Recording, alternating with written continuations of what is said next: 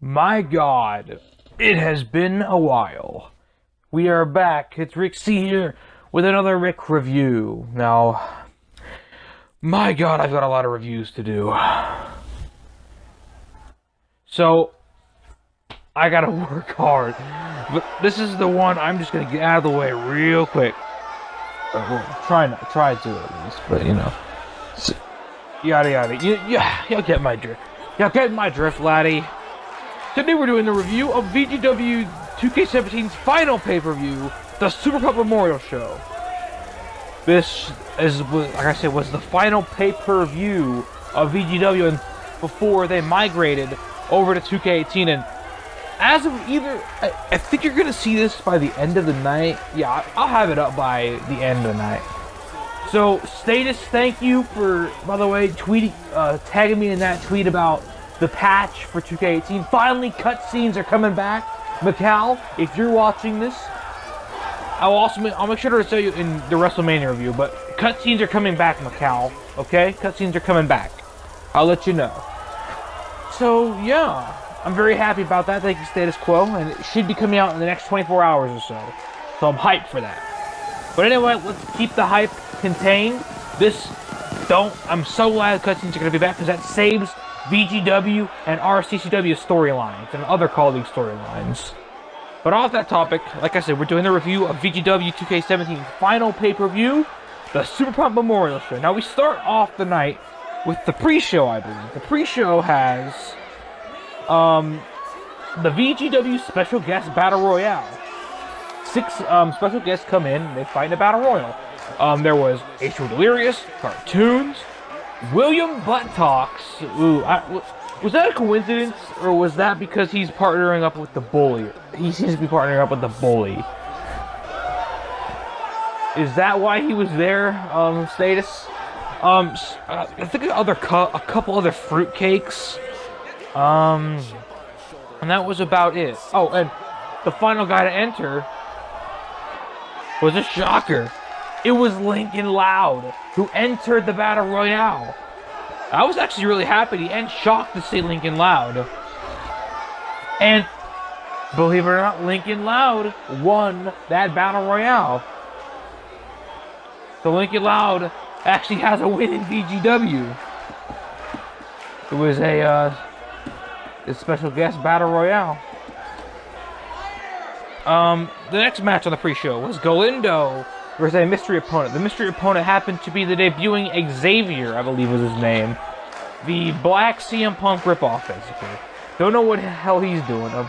Speaking of guys like that, Status, yeah, let's get rid of Nick Silva. Nick Silva isn't worth it. He's done nothing. He doesn't even comment on your videos. I don't think he should stay. Don't know about Xavier. I mean, Xavier's been pretty active. If he gets more active, I guess. That's just my opinion and all. And we had the Hall of Fame ceremony. Yes, 3 new Hall of Famers were inducted. The first 3 Hall of Famers were inducted into the VGW Hall of Fame. We had Satoru Yamashita, Eric Magnus, and Nick Destructo be inducted into the VGW Hall of Fame. Hashtag you deserve it, fellas. Hold up here.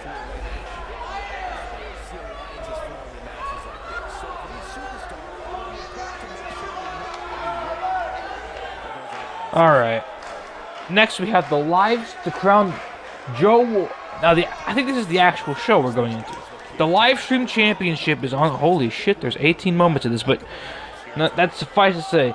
The match, the opening contest for the actual show is Joe Wolf's $1 Million Championship is transformed into the live stream championship.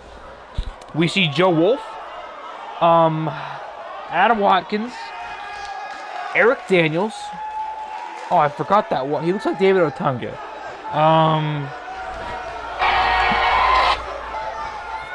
Not too sure who he is. Pardon me one moment, gentlemen. Craig Hicks, Nick Silva, and Jay the Key Evans. And I believe Nick Silva was the first one eliminated in this match. So honestly, Status, he's honestly not worth your time, buddy. Honest.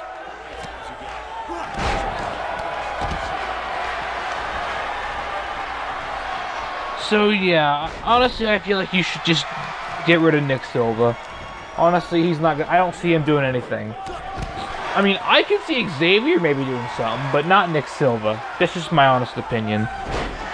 Next up is the McCabe's, the Pumpkins versus the horrible Unholy Alliance ripoff, Stevie Yoder and Seth O'Reilly. Steven, by the way, thank you for ditching that horrible gimmick and bringing Steven back. I thank you for that, Steven. I appreciate you listening to us, because that gimmick was honestly horrible. That gimmick was terrible, dude. That's just my honest opinion. I'm sorry if you don't like that, but honestly, it was just a ripoff of the Unholy Alliance. We all know it. But hey, at least Steven is back. Steven's back. Stevie Yoder is gone. Seth O'Reilly gone. And they destroyed the McCabe's, basically. This match was like 7 minutes long, and the McCabe's got basically destroyed, and at the end, the people were chanting, "You can't wrestle with the McCabe's," which filled me with glee because I hate the McCabe's. Hashtag down with the McCabe's. Because honestly, like I've said, they haven't done anything to win me over. They just aren't interested. I don't like them. I'm still angry at them for what they did. Okay, I'm still pissed off. And I will probably never, ever like the McCabe's. Never. I'll probably never like them. And I will never be interested in them at all. Because they're basically rip-off Team Blazegrass. They say, oh, we're hype. No, Team Blazegrass is hype. I just will never like the McCabe's. I'm sorry, Steven. I mean, I like Steven. I like Steven. As in the character Steven. I'm a fan of Ashley and Steven. And because Status Quo, I'm kind of warming up to Adam Watkins. By the way, you should probably make him. He needs to come back. Because Status Quo wants him back. Honestly, I think Status Quo's a person who can make me like Adam Watkins. But even Status Quo, I don't think can make me like the McCabe's, because I'm always going to be bitter about that. And then the Lone Wolves attack the McCabe's, which is funny, because long live the Lone Wolves. I mean, in character, I hate them, but just as me, Rick C, as a fan, I fucking love those guys. Those two need to be tag team champions this year and not get ruined by the McCabe's. Because that's another reason I don't like the McCabe's, because they basically have ruined the momentum of 3 tag teams. They buried Cake and Rook by getting an undeserved title shot. They stopped Team Blazegrass's momentum for a short while by getting an unnecessary win over them. They ended their undefeated streak, which was dumb, in my honor, and they basically kind of ruined the momentum of the Lone Wolves. Honestly, in all those cases, the McCabe's should have LOST, lost. The problem with the McCabe's is I feel like every time they've won, they should not have won. That's another reason I don't like them. They should not, because a lot of the times that they've won in these matches, they should not have won. Honestly, if they turn heel, maybe I'll get interested in them. But I honestly will. I don't think I'll ever actually like the McCabe's. That's just me. Okay, so we move on to the VGW Intercontinental Championship. The final WWE Intercontinental Champion, Kevin Riley. Yeah, I think that's his name. Kevin Riley. The man who got the lucky spot in the Rumble, Jay Kirby, and the GTS Intercontinental Champion, Drax Mason, all face off in a triple threat. And this matchup was off the wall. But in the end, Kevin Riley pulled off the W and became the first ever VGW Intercontinental Champion. Next we have Amazonia versus Wendy Torres in a seemingly pretty random match, but I get why he booked it. Of course, the veteran did go over in this match. It was a hard-fought match between 2 hard hitters, but in the end, the veteran Amazonia, Lodestar Luminous's Mama Kangaroo. that's what she calls her, just Mama Kangaroo. They're like kangaroo. Oh my god. But at the end of the match, those masked people came from nowhere and they just kidnapped They beat her down. I mean, Wendy was fighting, but then she got outnumbered. And then all those masked girls came and took her away. And by the way, I want to mention, Steven, don't get involved in this. The whole thing with the boiler room was dumb.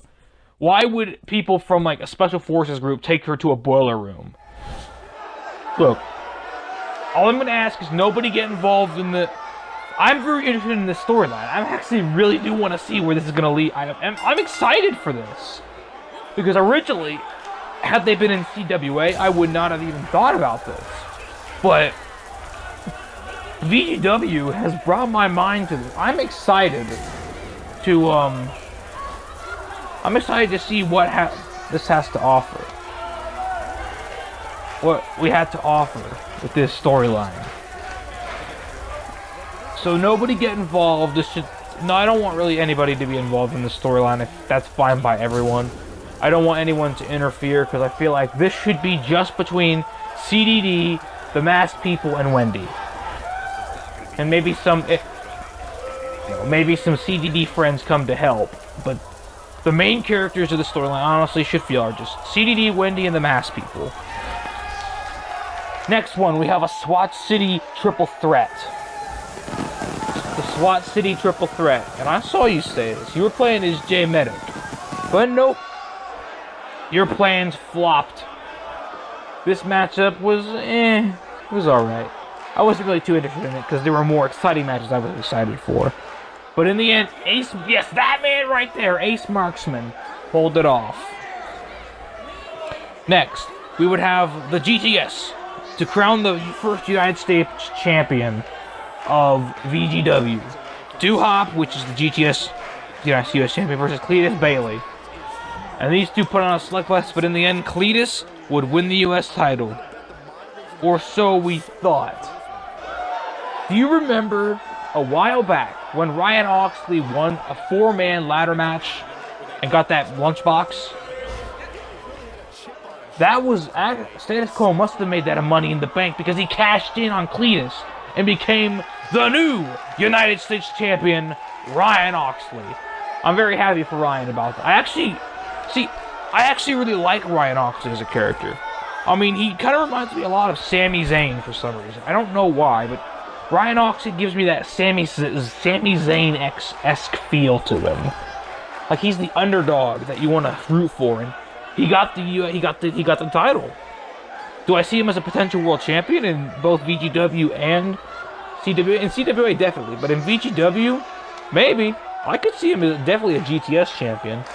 But for right now, he represents the United States in VGW. It would have been very ironic if he was actually maybe Canadian or something. But not that it wouldn't matter, don't worry about it. But yeah, I'm very happy for Ryan Oxley that he's the US champion. It seemed a little bit unexplained at first. Like a little unexplained. Like it was a little out of the blue. But, you know, we basically got the... If you were one of those people who watched it all, you would have gotten the basic premise. Next, we have Skullcrusher versus the Masked Man. And this matchup was not too long. The whole thing is that this Masked Man wanted revenge or something. And he took out Matthew and he took out Lost Brother in order to, you know, he wanted Skullcrusher specifically for revenge. And he got revenge, kinda. He won the match, but Skullcrusher took that mask off and revealed who it was. It was actually MJ Appleballs. Now, if you don't understand why it was MJ Appleballs, I knew instantly why. Because Skullcrusher debuted against MJ Appleballs in VGW in a squash match. MJ Appleballs was confirmed for 2K18, so he wanted revenge. And revenge he got, kinda. Then he got beat down by the Dangerous Alliance. There you go. Up next was Tommy Salami versus Grimm. And this match was an absolute hard hitter. But in the end, the King of Salami style would get his revenge on Grimm. And that would finally blow off the feud. Next is the You're Fired Battle Royal. Vlad, Dalton, Ginge, Mason, Sprinkles, and Bruiser Bonifer all face off to see who will get who will be keeping their job in VGW. And boy, am I happy with the result. Now, I will say one thing, actually, that was funny. When I first heard the "You're fired" voiceover, I like jumped a little bit. I'm like, whoa, that was unexpected. But it was funny. And so the winner, the final two were shockingly, I believe the final two were Dalton Hawkins and Bruiser Bonifer, but thank God, cooler heads prevailed, and Dalton won. I'm kidding. Bruiser Bonifer won. Threw him out. Chucked him out. Bye-bye, Dalton. Bruiser Bonifer stays in VGW, and thank God for it, because I love me some Bonifer. Up next is a match I was anticipating. It would be Jay Tanaka, the GTS champion, versus Charles Dudley Dillinger, the Miracle Canadian, the Monster Hunter, the man who defeated Giant Leather in Hell in a Cell. The first man to do it when Giant Leather was at his focus, one-on-one, on his focus, inside his domain. Dillinger, the man who defeated Giant Leather, faces against the Japanese cyborg, Jay Tanaka. And this matchup was all over the place, folks. These two threw everything they had at each other. They both wanted to walk out the champion. But in the end, when Jin was looking for I believe a top rope maneuver, a top rope Hurricane Rana, CDD shoved him off, hopped off the middle rope, went back up to the top rope and hit the kill code. And CDD was the first VGW GTS champion. And Status Quo even told me, despite the loss, he told me that Jay Tanaka would shine in 2K18. And so far, he's glowing. Quite literally. I really cannot wait to see what Jin does. Maybe he'll go for the Cruiserweight title. Maybe he'll go after Kevin Riley for the Intercontinental Championship. Maybe in the US. Maybe even go back after the GTS Championship or a World Championship. The possibilities are endless for Jay Tanaka. Or even, I assume he and Kane are Team Japan. I assume. So maybe they'll go after Team Blazegrass for the tag titles. Who knows? The possibilities are endless for Jay Tanaka. And up next was one of the best matches of the night. Honestly, to me, it was probably rivals match of the night. It was Nicole Caldwell versus Lodestar Luminous in a title unification match to crown the first VGW Women's Champion. And let me tell you something. A little hint of advice to Nicole. Don't wear skirts in a wrestling match with Lodestar Luminous, because Lodestar Luminous will be taking quite a few peeks under that skirt. Lodestar even said on Twitter that she enjoyed the assets of Nicole Cadwell. And she even said Nicole Cadwell is very cheeky, if you catch my drift. And what a pair, she said. Oh, I love Lodestar. She's so funny. Lodestar is hilarious. As a character, she's she's my favorite female character out of all my characters. Just because she's so out of the blue. She's so out there. For one, by now you should probably know she's bisexual, obviously. Honestly, she likes her pick of ladies. But she's got kind of like Cake, she's bi. That's the thing. I just love playing her. She has such a fun sense of humor. She's so tomboyish and out there. It's fun to play as her. Both in scenario. I just love it so much. She's so funny. Like, her story is that she's like she's part of a noble blood. Like, her bloodline is, dates back to royalty. But I just love how unroyal she's seen. Like, she's the type of girl you can sit down in a bar with and have a cool glass of whiskey with. She seems like that kind of chick. That's why I adore playing as her. Not to mention, she's got that main protagonist feel to her for me. She's the kind of gal who takes things, despite being a jokester, she takes things very seriously. Like the whole women's division thing. She takes that very seriously. She sits there and takes that seriously. That's her life. This is her life, man. Not for nothing. she kind of helped the division get back on track. I got a little confused there. I heard commentary there, but not to mention, well, let me think here. What was I going to say? Oh yeah, she just, despite being a jokester, she takes things very seriously. And in this matchup, before it began, we had a nice song by Toni Braxton. I believe her song was called "Woman" or something. Toni Braxton stated that that's his favorite singer, and I can see why. That woman is talented. I can see why she's a 7-time Grammy winner. I think that's what the description said. 7-time Grammy winner. Correct me if I'm wrong, Status. But yeah, I can see why I like her too. She's good. She's a good singer. Not like the crap you hear these days with Miley Cyrus and Nicki Minaj and Ariana Grande. No, she's actually got some talent. And nothing against those other three. I'm sure they got some talent, but they just got their flaws, like very notable flaws. But this matchup, Rivals match, it was phenomenal, and it was all evened up. And when they go out, but it ended with them going to the outside. Nicole swipes Lodestar back into the ring, gets on the apron, goes for a springboard. Lodestar pops up like a little jumping jack, grabs her in midair, pops her up, and gives her the goodnight kiss. The goodnight kiss. Just out. She's Nicole Cadwell out of it. Drags her away from the ropes. 1, 2, 3. And Lodestar Luminous became the first VGW Women's Champion. Oh, man. It was a battle, it was. Let me tell you.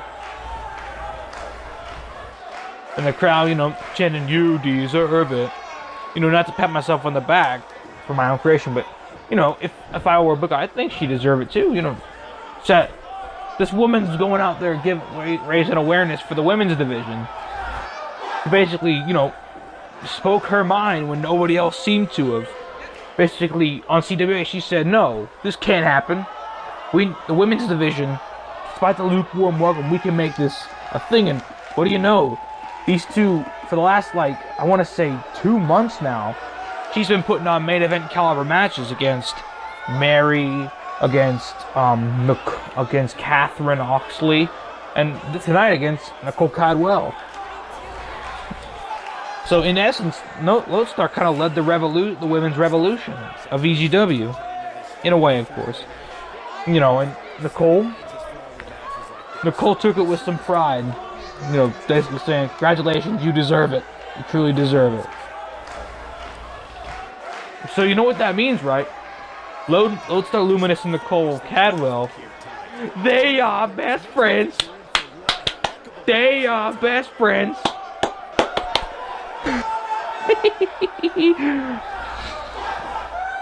Oh man, they are best friends. Oh man, I'm just so happy. They're so light. Despite Nicole Cadwell's heelish tendencies, she and Lodestar are more alike. They're both cheeky little rabbits. Cheeky little ones they are.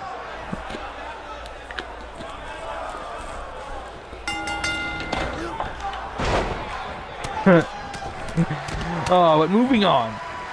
Finally, after months of waiting, Team Blazegrass, after defeating Dalton and Mason at the GTS Takeover 2, get their shot at the GTS Tag Team titles. Well, not tonight. They get their shot, but it's for the VGW Tag Team Championships. And this matchup did not disappoint. They all entered together, but midway down the match, some karma came back to bite Bishop in the ass. Cakeline hopped off the apron and left Bishop for dead.